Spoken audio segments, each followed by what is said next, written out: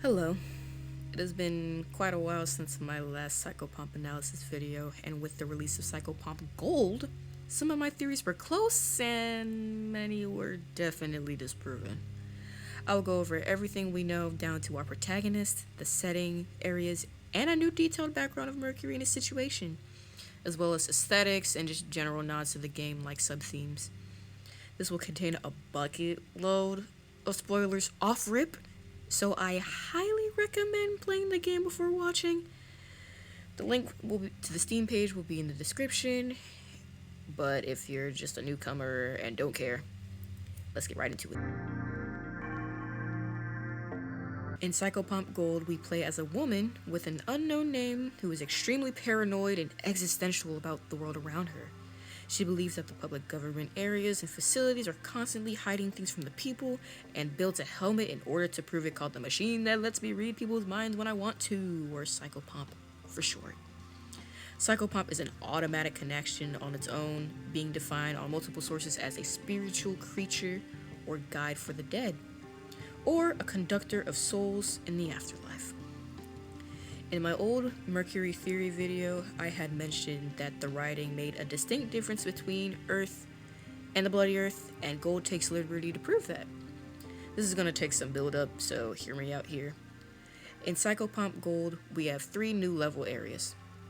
The first declination with hard structure and instructions, which holds 4 ephemeral locations.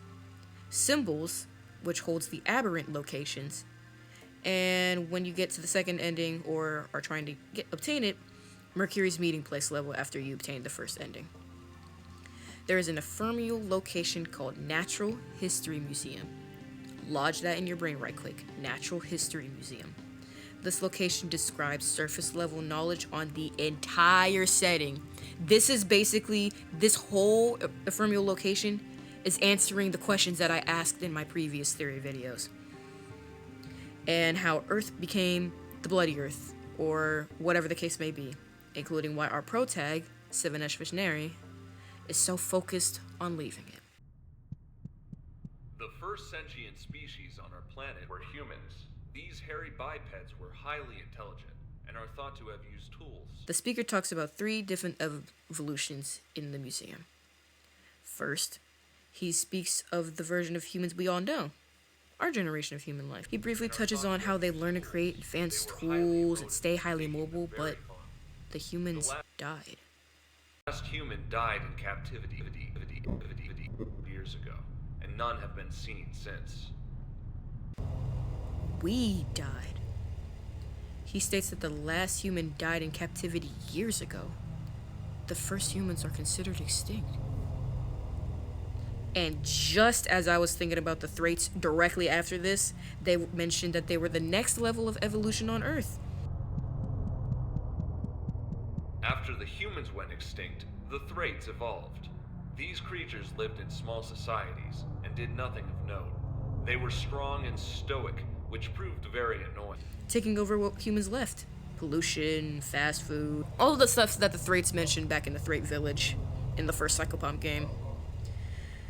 Thraits live in small societies and are strong, but the speaker said that they also died in captivity. Which proved very But annoying. that's not right. died We in see captivity Thraits everywhere in the main game, quite literally. years ago, and we are better for As these cases go stranger and stranger, the speaker speaks of a 3rd evolution. Humans. After the Thraits went extinct, These versions of humans are deformed, mangled, and almost rubber-looking, and completely devolved of any comfortable appearances they had once before. There's black ooze seeping from their drooping mouths and eyes that gives them this haunting feeling, almost making you want to look away, like it makes you retch. You can see them travel around in herds in ephemeral location, human seedbed. A seedbed is something that plants grow in, so we can assume this quote-unquote evolution of humans is being connected to a plant growth metaphor. This is an evident sub-theme I forgot to put in my script too, of everything attempting to return to nature. Nature is taking everything back, whether that's by rust, by evolution. Everything that we did to Earth, it's doing back to us in this setting. Eras evolve, and our protagonist, as well as the Threat species, is witnessing this new era come to life. Back to the new humans, though, they can speak words, but they're extremely short and fragmented, often jumbled into sentences that don't even make sense.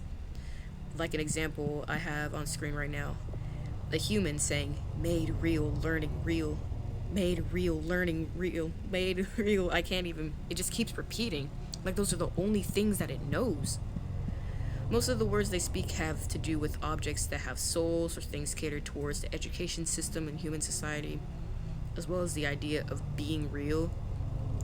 It could be a poke at societal norms and dysphoria of an individual, wanting to fit in, wanting to be like the rest, when it's the complete opposite goal of life. You want to be you.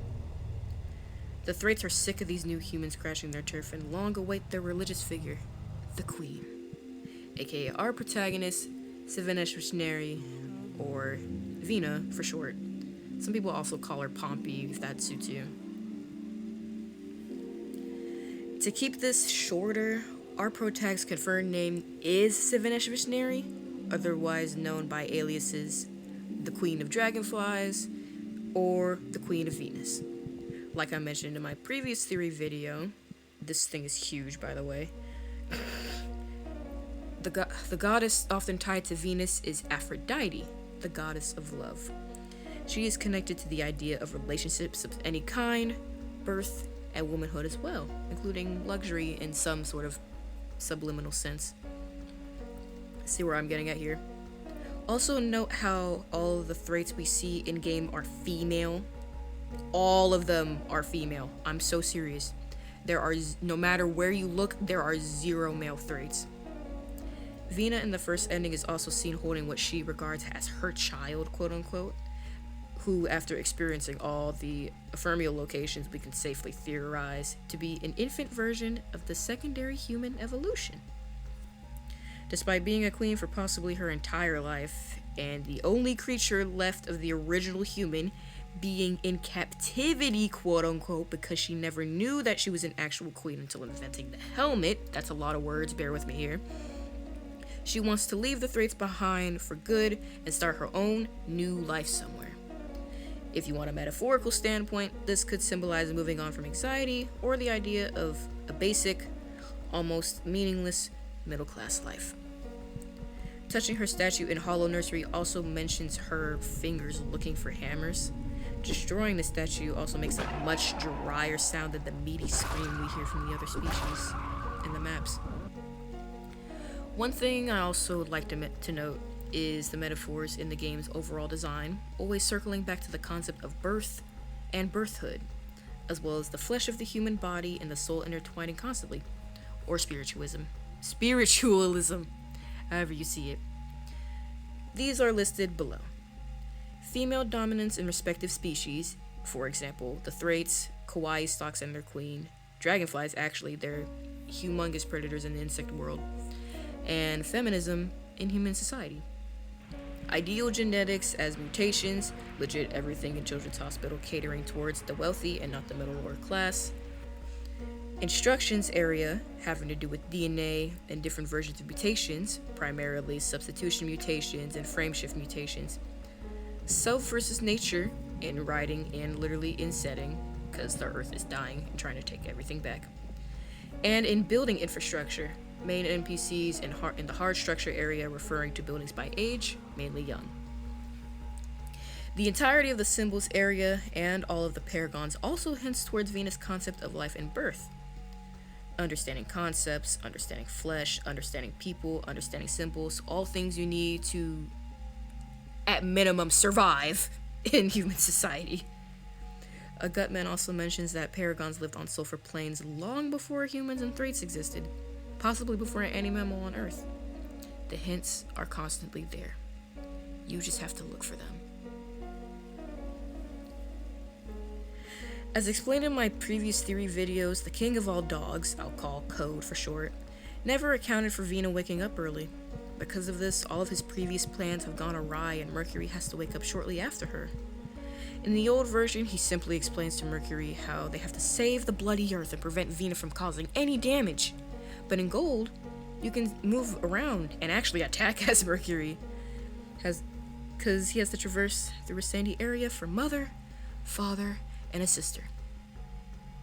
In my previous video about Mercury, I assumed the common four to be Code, Vena, Mercury, and some random kid, but no, this is Mercury's family. Mother is his mom, father is his dad, and sister could just simply be his sibling, or whatever the case may be. These are the higher-ups. Mercury has to go get his family and speak with Code. Also note that they are all indestructible. I would know. I tried. As for Mercury himself, he is the god of commerce, often tied to businesses, riches, and all of the finite stuff. It also makes sense why his UI is more of a spotless gold, because god of commerce, gold. So then why is Vena's UI a rusty, cog-filled mess? At that rate, it's probably just for aesthetic purposes. But yeah, main issue overall, Earth is dying and the Code is exploiting Mercury to save it. That's the most I can really say. But is that really the true meaning of this game? Psychopomp exposes you to a variety of different subthemes that can kind of be disguised under the surreal label, so I just want to shout out some of them now if you didn't pick these up earlier.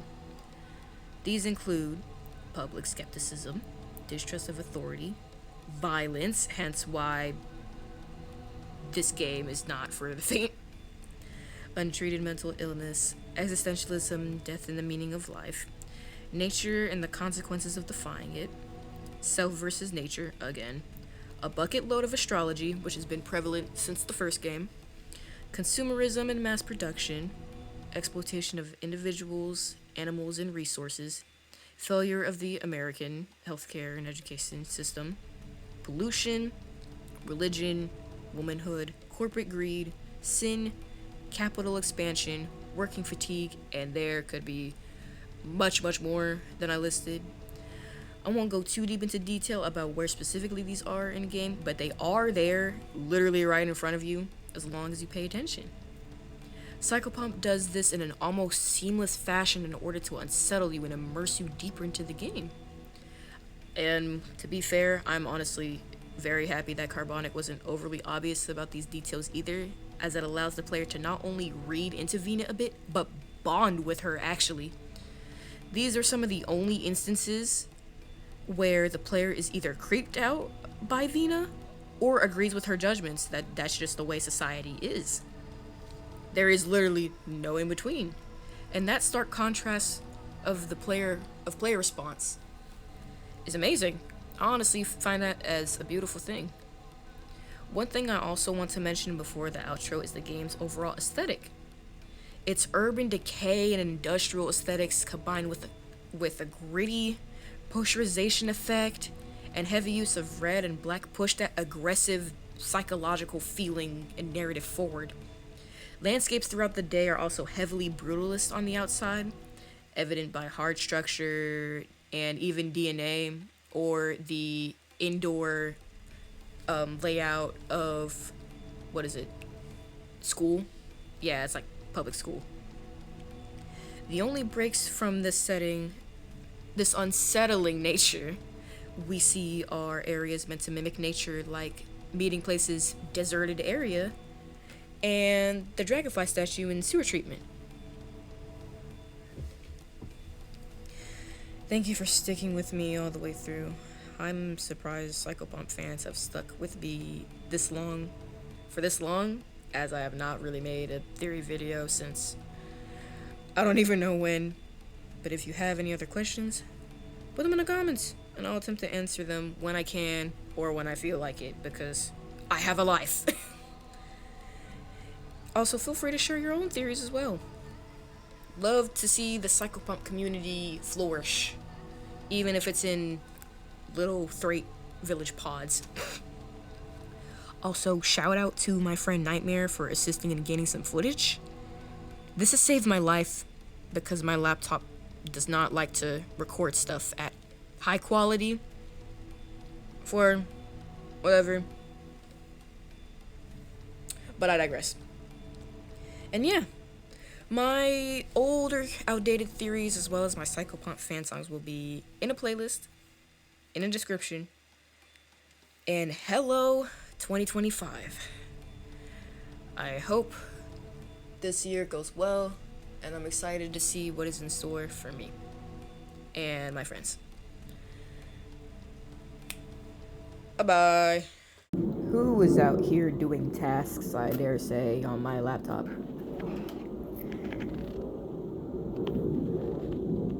It's you. It's always been you.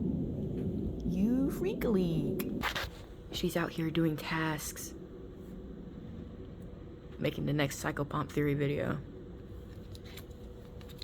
And there's only 2,051 of her out in the world.